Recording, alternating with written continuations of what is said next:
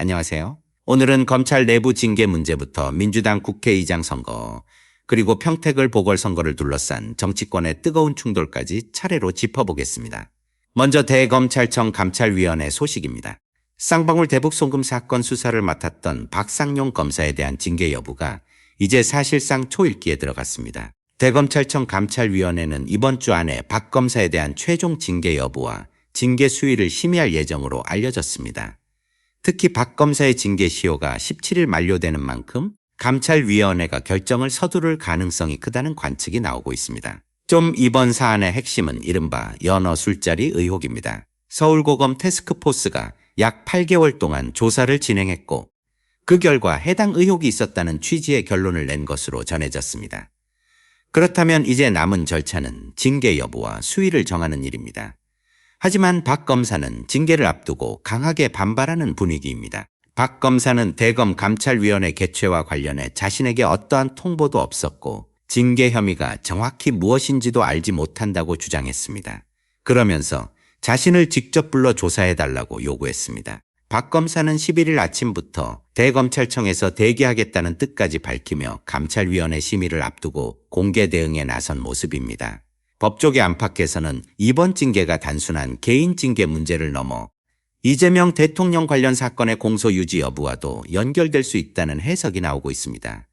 한 차장검사 출신 변호사는 만약 박 검사에게 징계가 내려진다면 쌍방울 대북 송금 사건 수사가 조작됐다는 점을 검찰 스스로 인정하는 모양새가 될 수 있다고 지적했습니다. 또한 조작 기소 특검이 이재명 대통령 관련 사건 전체에 대해 공소 취소를 주장할 명분을 얻게 될 수 있다고 비판했습니다. 이번 징계는 한 검사 개인의 감찰 문제가 아니라 검찰 수사의 정당성, 정치권의 공방, 그리고 향후 관련 재판의 흐름까지 흔들 수 있는 민감한 사안으로 번지고 있습니다. 결국 관건은 대검 감찰위원회가 어떤 근거를 토대로 어떤 판단을 내리느냐입니다. 감정적 충돌이나 여론전이 아니라 조사 결과와 증거에 기반한 명확한 판단이 필요한 시점입니다. 다음은 국회의장 선거 후속 내용입니다. 국회의장 선거를 둘러싸고 더불어민주당 내부의 표심 경쟁이 본격화되고 있습니다. 이번 선거는 국회의원 현장 투표 80, 권리당원 온라인 투표 20이 반영되는 방식으로 진행됩니다. 표면적으로는 현역 의원들의 선택이 절대적인 비중을 차지합니다. 하지만 이번 선거에서는 처음으로 권리당원 투표가 반영되기 때문에 당심이 중요한 변수로 작용할 수 있다는 분석이 나오고 있습니다. 현재 구도는 김태현, 조정식, 박지원 후보의 3파전으로 형성된 분위기입니다. 이 가운데 특히 박지원 후보가 민주당 지지층 사이에서 강한 지지를 받고 있다는 여론조사 결과가 공개되며 관심이 집중되고 있습니다. 아시아경제와 스트레이트 뉴스가 조원지NI에 의뢰해 실시한 조사에서 박지원 후보는 민주당 지지층 내 지지율 51을 돌파한 것으로 나타났습니다. 기존에는 44에서 45 수준에 머물렀지만 이번 조사에서는 과반 기준선인 50을 넘어선 것입니다. 정치권에서는 이 수치를 단순한 인지도 상승으로만 보지 않고 있습니다. 권리당원들의 결집 신호로 해석하는 시각이 많습니다. 하지만 최종 승부를 가르는 핵심은 여전히 80 비중을 차지하는 현역 의원들의 선택입니다. 의원들은 당원 여론을 무시하기 어렵지만 동시에 원내 관계와 세력 구도, 향후 공천권과 당내 권력 흐름까지 함께 고려할 수밖에 없습니다.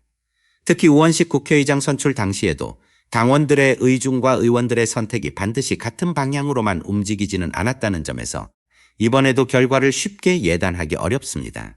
또한 조정식 후보가 초선 의원들의 마음을 상당히 잡고 있다는 이야기도 나오고 있어 13일 현장 투표 결과에 정치권의 관심이 쏠리고 있습니다. 이번 국회의장 선거는 단순히 의장 한 명을 뽑는 선거가 아닙니다. 8월 전당대회를 앞두고 민주당 내부 권력 지형과 당심의 방향을 미리 확인할 수 있는 전초전 성격도 갖고 있습니다.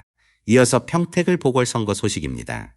평택을 지역은 현재 여야와 제3지대까지 모두 촉각을 곤두세우는 뜨거운 격전지로 떠오르고 있습니다. 앞서 김지호 전 대변인은 김용남 후보를 향해 자기 마음대로 할 것 같으면 무소속으로 나가라는 취지의 강한 발언을 했습니다. 이후 표현이 다소 과했다며 사과의 뜻을 밝혔고 직접 평택을 방문해 김용남 후보와 만난 사진도 공개했습니다. 김용남 후보는 김지호 전 대변인과 평택에서 만나 서로의 입장을 허심탄회하게 나누는 시간을 가졌다고 밝혔습니다. 주목할 부분은 이후 김용남 후보의 행보입니다. 그는 최원용 평택시장 후보 발대식에 참석했고 그 자리에서 추미애 후보와 함께 찍은 사진을 공개했습니다. 김 후보는 현장에 추미애 후보, 김승원 위원장, 이현주 최고위원, 홍기원 의원, 김현정 의원, 부승찬 의원 등 많은 당원과 시민들이 함께했다고 전했습니다. 그러면서 민주당은 1번, 경기도도 1번, 평택도 1번, 그리고 평택을도 1번으로 이어가겠다고 강조했습니다. 이는 평택 시민들에게 민주당 후보를 중심으로 한 줄투표 1번을 호소한 메시지로 해석됩니다. 이제 관심은 5월 16일 예정된 선거사무소 개소식으로 옮겨가고 있습니다. 김현 의원도 이를 의식한 듯 16일 김용남 후보 선거사무소 개소식에 응원하러 간다는 글을 남겼습니다.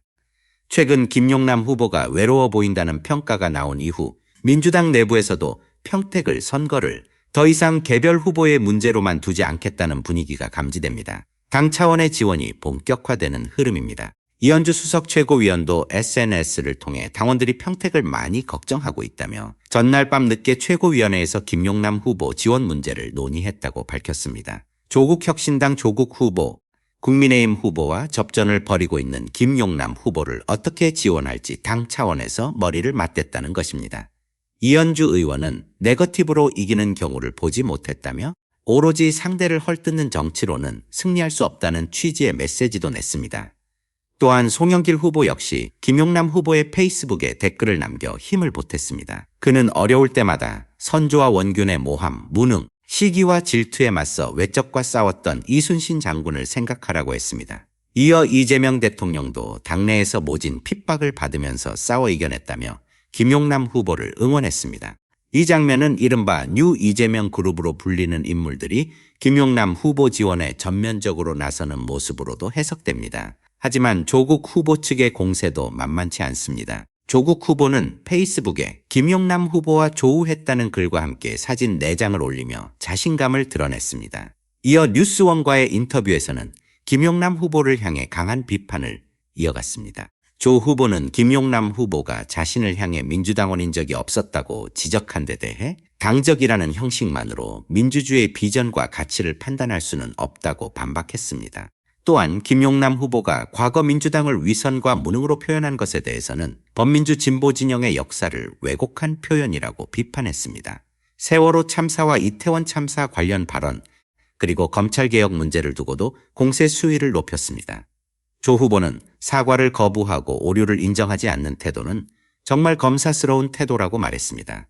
검사들은 잘못을 인정하지 않고 죄송하다고 하면 될 일을 끝까지 인정하지 않는다고 비판했습니다. 조국 혁신당이 당 차원에서 강하게 대응하자 민주당 경기도당도 논평을 내며 맞섰습니다. 민주당 경기도당은 조국 대표를 향해 이재명 대통령을 언급하면서 민주당 정부의 성과는 공격하고 국민의힘식 재료를 외치며 민주당 후보를 공격하는 모순과 분열의 정치를 즉각 중단하라고 촉구했습니다.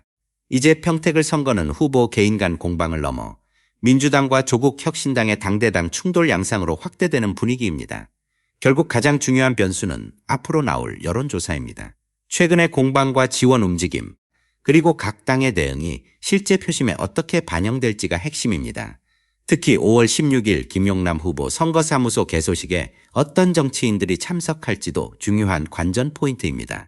어떤 인물이 현장에 서느냐에 따라 당내 메시지와 선거 분위기가 달라질 수 있기 때문입니다. 한편 김용남 후보의 과거 세월호 관련 발언도 계속해서 논란의 중심에 있습니다. 민주당 박주민 의원은 김용남 후보의 과거 세월호 발언에 대해 유감을 표하며 적절한 사과 표명이 있어야 한다고 밝혔습니다. 세월호 유가족 방송에서는 더 강한 반응이 나왔습니다. 방송에서는 김용남 후보를 향해 잦은 사퇴도 모자란다며 본당으로 돌아가라는 취지의 강한 비판을 쏟아냈습니다.